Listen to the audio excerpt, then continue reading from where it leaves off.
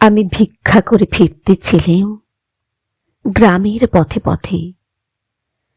তুমি তখন চলেছিলে তোমার স্বর্ণরথে। অপূর্ব এক স্বপ্ন সম লাগতেছিল চক্ষে মম। কি বিচিত্র শোভা তোমার, কি বিচিত্র সাজ! আমি মনে ভাবতেছিলাম, এ কোন মহারাজ?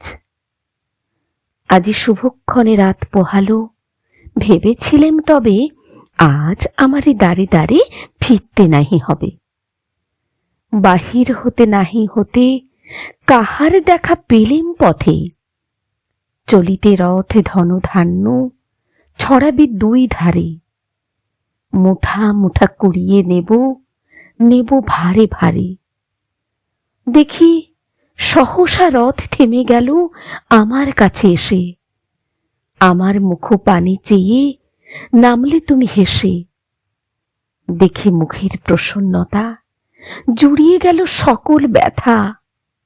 হেন কালে কিসের লাগি তুমি অকস্মাৎ আমায় কিছু দাও গো বলে বাড়িয়ে দিলে হাত।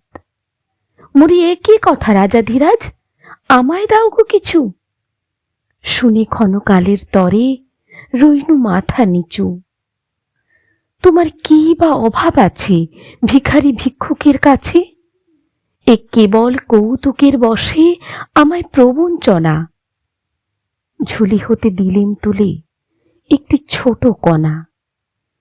যবে পাত্রখানি ঘরে এনে উজাড় করি, এ কি ভিক্ষা মাঝে একটি ছোট সোনার কণা দেখি। দিলেম যা রাজ ভিখারিরে, স্বর্ণ হয়ে এলো ফিরে। তখন কাঁদি চোখের জলে দুটি নয়ন ভরে। তোমায় কেন দিইনি আমার সকল শূন্য করে?